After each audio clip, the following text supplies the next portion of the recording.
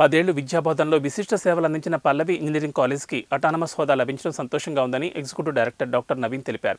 కొద్ది రోజుల క్రితం న్యాక్ గుర్తింపు పొందామని వివరించారు. మరోవైపు విద్యారంగంలో ఉన్న మల్క కొమరయ్య రాజకీయ రంగంలోకి రావడంతో టికెట్ లభిస్తే పోటీ చేసి గెలిచి మల్కాజ్గిరి నియోజకవర్గాన్ని అభివృద్ధి చేసి చూపుతామంటున్న నవీన్తో మా ప్రతినిధి Mahender face to face.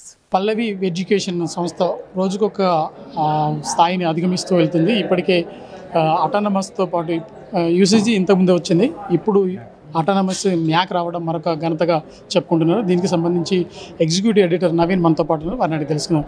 First of all congratulation Naveen గారు. మరి ఇప్పుడున్న పరిస్థితుల్లో ఇలాంటి కాలేజ్కి అవార్డు రావడం మీరు ఎలా ఫీల్ అవుతున్నారు, ఏంటి? ముందుగా మీకు థ్యాంక్స్ అండి. పల్లవి ఇంజనీరింగ్ కాలేజ్కి 6 నెలల క్రితం న్యాక్ వచ్చింది. న్యాక్ తర్వాత ఇప్పుడు అటానమస్ స్టేటస్ డిక్లరేషన్ చేశారు యూజీసీ నుంచి.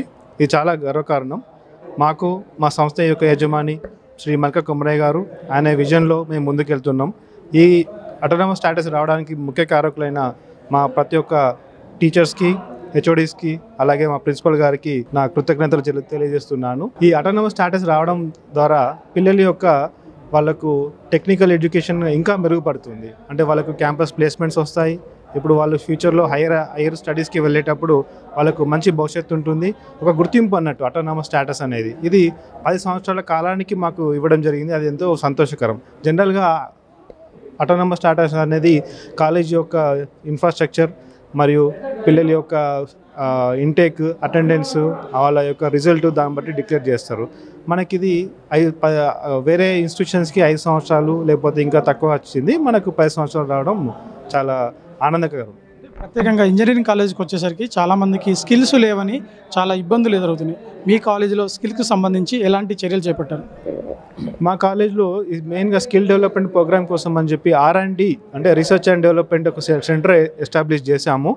దీంట్లో రోబోటిక్స్ కానీ, IoTs కానీ, దాని తర్వాత ఇప్పుడు ఫ్యూచర్గా AI టెక్నాలజీ యూజ్ చేయడం కానీ, ఇవన్నిటి మీద పిల్లలకి మంచి అవగాహన కల్పిస్తూ ఎక్స్టర్నల్ ఫ్యాకల్టీ నుంచి, అంటే ఈ AI టెక్నాలజీలో ఎవరైతే ఆల్రెడీ వాళ్ళు యూజ్ చేసుకుంటూ ఒక సూపర్ ఫిగర్లో ఉన్న వాళ్ళని అంటే దీని గురించి మంచి అవగాహన ఎక్స్పర్ట్స్ ఉన్న వాళ్ళతోటి పిల్లలకి లెక్చరర్స్ ఇప్పించడం, తర్వాత వాళ్ళకి అట్లనే మా పిల్లల్ని కూడా ఇన్ఫోసిస్ క్యాంపస్కి పంపించడం కానీ, తర్వాత ఏ ఇన్స్టిట్యూషన్స్కి పంపించడం కానీ, వాళ్ళకు ట్రైనింగ్ ఇవ్వడం కానీ, బాంబే IIT, అట్లా బాంబే మద్రాస్, IIT మద్రాస్, ఇట్లా NIT వరంగల్, NIT REC ఇట్లా పేరు పొందిన సంస్థలతోటి మేము MOU సైన్ చేసుకున్నాం. ఆ MOU ప్రకారంగా మా పిల్లలు అక్కడికి వెళ్ళడం, వాళ్ళ పిల్లలు ఇక్కడికి వచ్చి ట్రైనింగ్ ఇవ్వడం, అట్లా ఒక కొలాబరేషన్ ఉంది మాకు.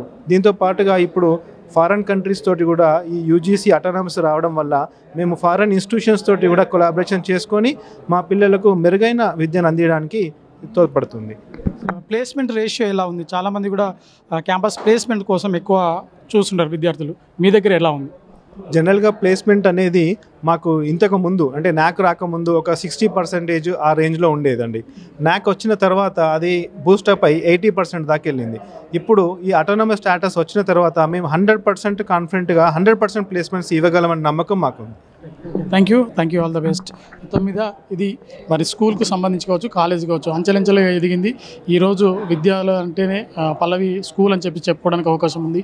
అంతేకాకుండా ఈ చైర్మన్ ఎవరైతే మల్క కొమరయ్య ఉన్నారో ఇటు రాజకీయాల్లో కూడా అడుగుపెట్టేందుకు ఆలోచనలో ఉన్నారు, ఆసక్తి చూపుతున్నారు.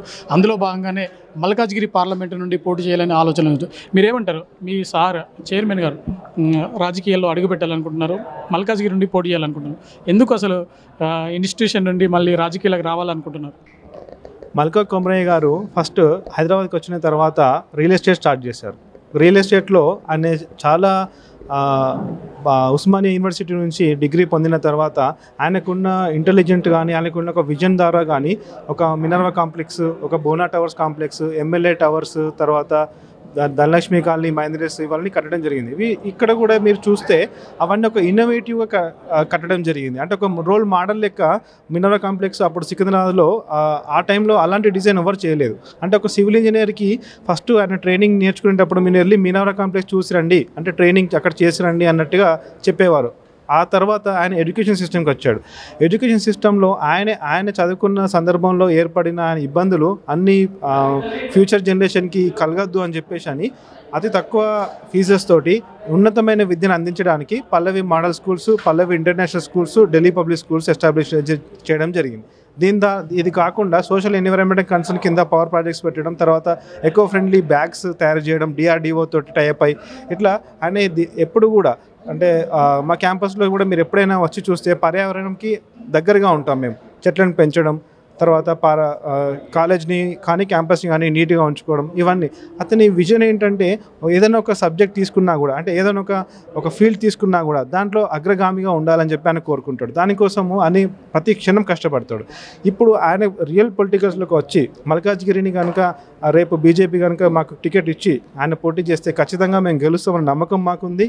అండ్ మల్కాజ్గిరిని ఒక 10 టర్మ్స్ ఫాస్ట్గా డెవలప్ చేయడానికి ఆయన యొక్క విజన్, ఆయన యొక్క ఇన్నోవేషన్ థాట్ తోటి ముందుకు తీసుకెళ్తారని నమ్మకం మాకుంది.